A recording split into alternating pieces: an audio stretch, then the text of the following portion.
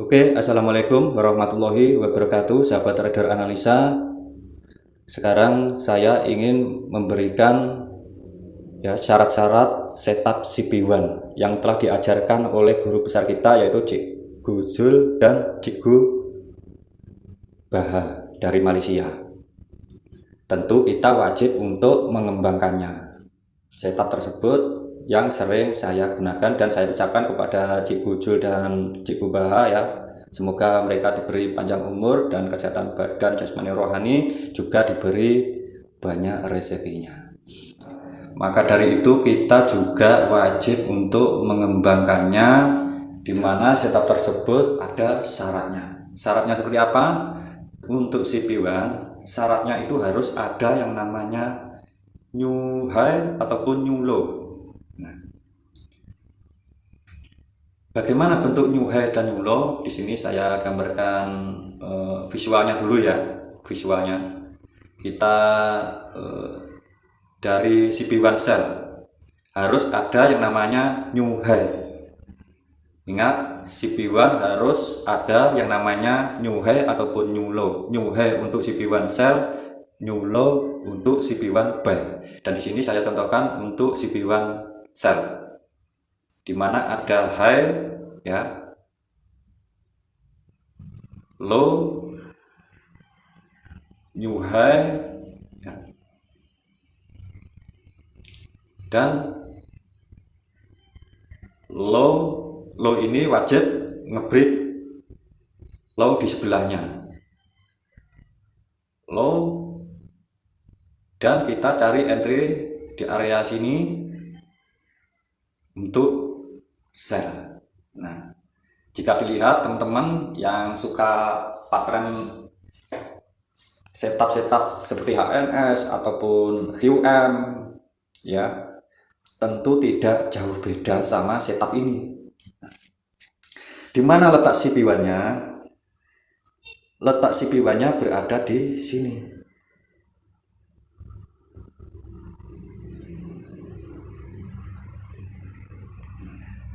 Di mana letak new low-nya? New low-nya tentunya ada di sini. Ini adalah new low. Dan tentunya CP1 juga wajib yang namanya initial break ataupun IB di area new low ya. Seperti ini.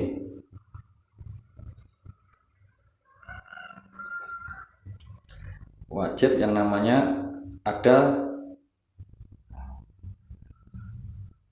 initial break. Initial break itu berupa bearish engulfing untuk CP1 sell dan bullish engulfing sebagai CP1 buy. Seperti ini. Nah,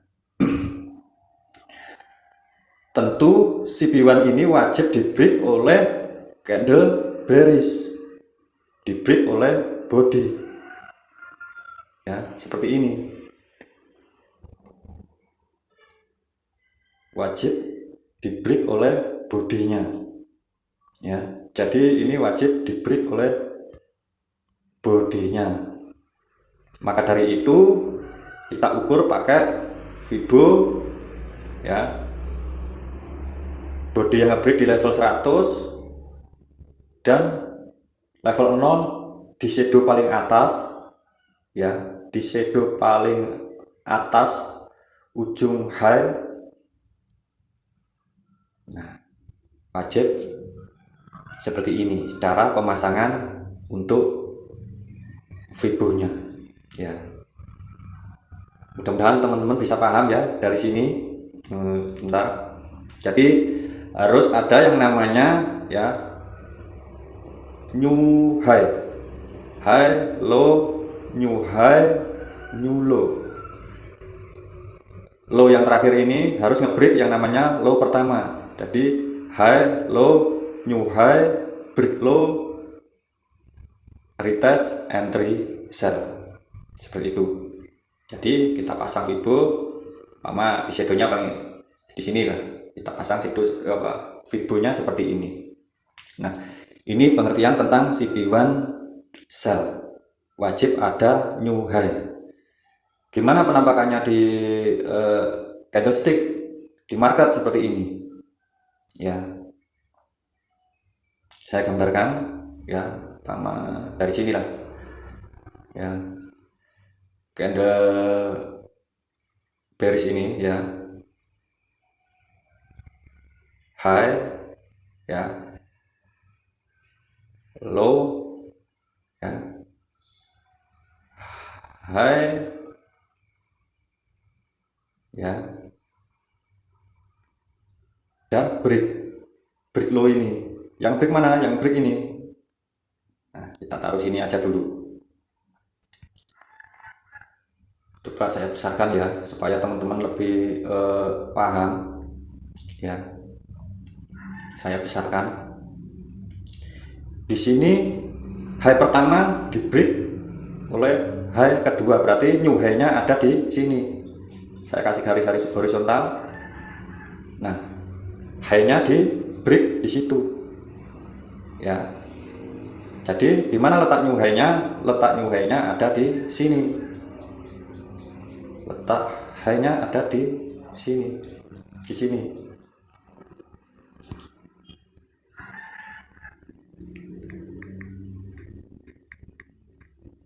Ya. IB-nya di sini.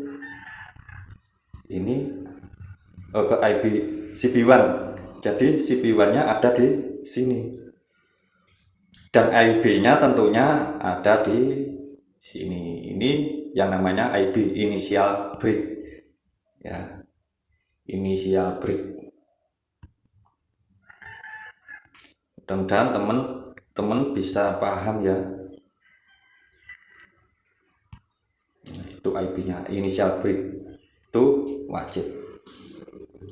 Maka tunggu retest ya, tunggu retest, dia ngebreak CP1 dan ini CP1 2 ya, CP1 2 di break, lalu tunggu retest, maka kita open posisi di area IB nya atau initial break nya, open posisi sell.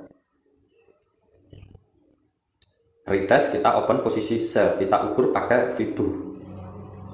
Yang ngebreak ini kita ukur pakai Fibo. Dimana body yang ngebreak di level 100 ya, level 0 di shadow paling atas. Dari sini kita sudah take profit di 161 ya. Jika kita hold sampai level 261, jika kita hold sampai situ. Nah, seperti itu penjelasan tentang CP1 sell. Dan tentu kita coba samakan sama yang tadi saya bikin ya. Nah, bentuknya itu seperti ini ya. Meskipun kecil sedikit saja, ini sudah sah menjadi new high ya. Ini sudah sah menjadi new high. Yang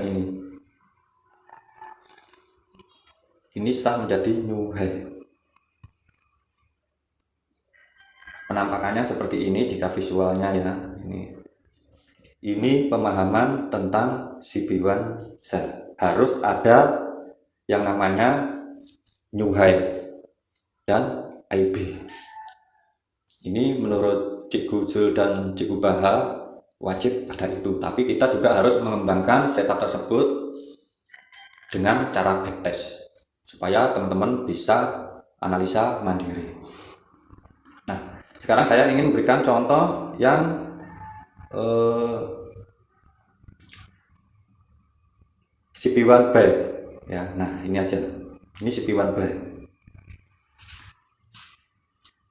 Di mana CP1-nya dan bagaimana visualnya?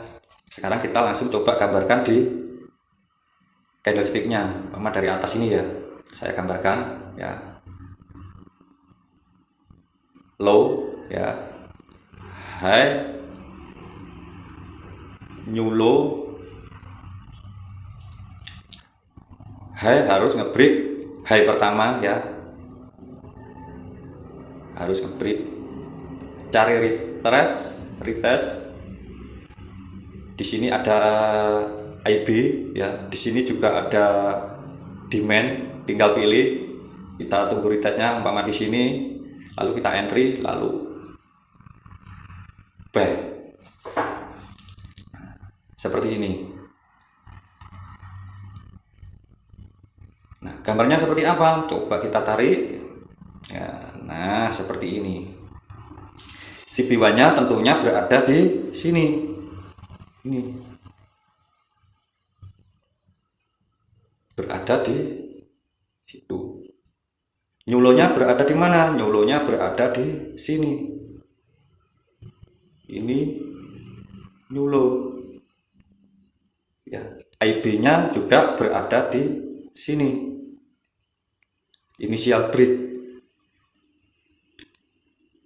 Initial break itu berupa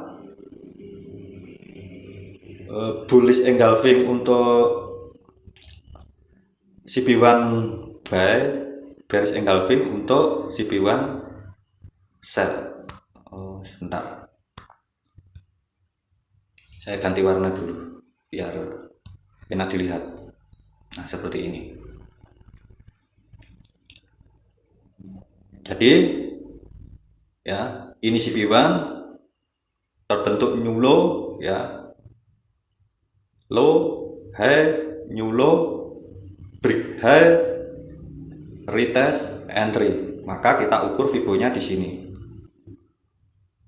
Sama di sini ada shadow di sinilah. Nah, seperti ini. Kita ukur pakai Fibo, take profit di level pertama 161. Nah, seperti itu. Take profit wajib.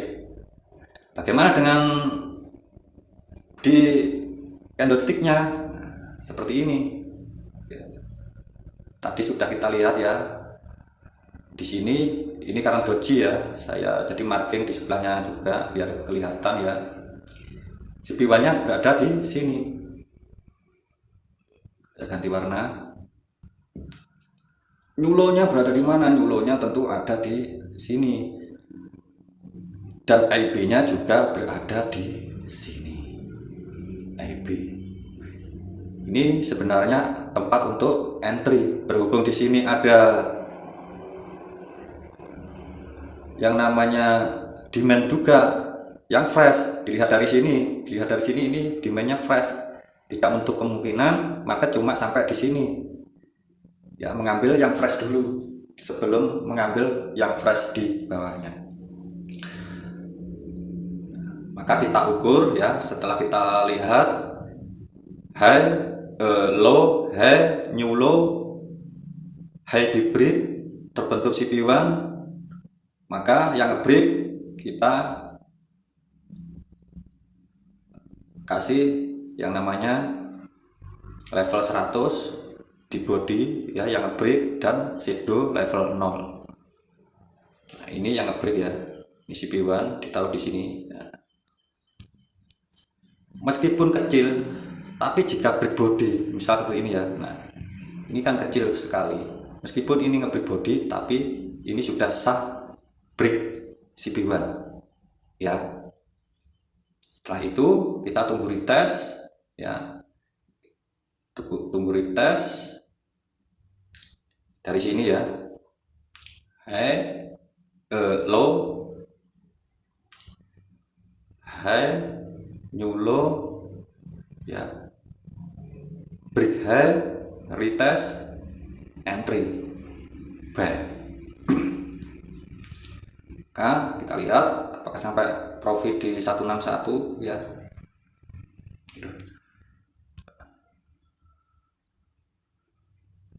Ya, kita lihat sampai mana. Nah, sampai 161, bahkan sampai 261 ini. Ya, ini pengertian tentang CP1. Syaratnya harus ada new high ataupun new low. Itu wajib harus ada. Ditambah dengan IB ataupun initial break seperti ini. Ya, IB ini. Jika CP1 buy, IB-nya adalah bullish engulfing, jika CP1 sell IB-nya bearish. Ini ya, ini IB-nya bearish. Nah, ini tadi kita lihat ya, market retestnya cuma sampai sini ya, sampai demand ini retestnya sampai demand ini. Maka dari itu kita juga untuk open posisi itu tetap acuannya adalah SND ya, supply ataupun demand. Take profitnya pun juga demikian, take profitnya juga berpacu sama yang namanya SND. Pertama ini ada SND di level 161, nah seperti ini, maka kita taruh take profitnya di situ. Seperti ini misal yang sell tadi ya, ini ya, ini ya tadi high,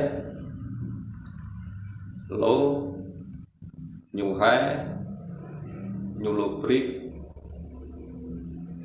low ya. Dari sini kita pasang Fibo karena sudah break body, level body yang nge-break level 100, yang 0 di shadow paling atas. Nah seperti ini, kita tunggu sampai di area SND atau supply, kita entry di sini, maka take profit sampai ke level 261. Nah, seperti itu penjelasan saya. Mudah-mudahan teman-teman bisa memahami ya tentang syarat-syarat CP1 ataupun CP1 sell ataupun CP1 buy. Nanti berikutnya ada video tentang pembahasan dominan break ya. Nanti mudah-mudahan ada waktu luang untuk saya menjelaskan. Tentu teman-teman bisa mengembangkan setup ini, jadi tidak berpatokan dengan yang saya share, tapi teman-teman kembangkan, teman-teman backtest sendiri di time frame apa aja ini setup bekerja seperti itu, teman-teman kembangkan sendiri. Kalau saya di Fairgold itu lebih ke M30 dan M15 ya, M30 SND, M15 untuk entry. Tapi saya tidak pernah meninggalkan yang namanya arah tren harga di HTF, misal seperti daily ataupun di H4. Biasanya di H4 saya juga cari yang namanya area-area demand, area-area supply ya. Di H4 itu saya marking area SND-nya. Setelah itu saya cek di H1, jika mendukung untuk buy atau sell, maka saya cari entry di M15. Biasanya saya SND-nya itu di HTF saya marking dulu, setelah itu di H1 saya kecilin lagi di M30, entry-nya di M15. Jadi kita tidak melawan arah tren. Karena setup ini sangat terkenal, setup reversal. Sudah saya jelaskan di video sebelumnya, memang setup ini setup reversal jika kita menggunakan di time frame M15, tapi belum tentu setup ini reversal di time frame HTF ya, di time frame besarnya. Jadi time frame besarnya bisa saja arahnya bullish dan kita mencari entry di M15 itu reversalnya untuk tren bullishnya. Nah seperti itu. Mudah-mudahan teman-teman bisa paham. Jika kurang paham bisa tanya di kolom komentar. Terima kasih yang sudah mendukung channel Trading Analisa. Saya doakan semoga sehat selalu dan diberikan banyak rezekinya ya, dan menjadi trader for living. Dari Trader Analisa, wassalamualaikum warahmatullahi wabarakatuh. Salam profit konsisten.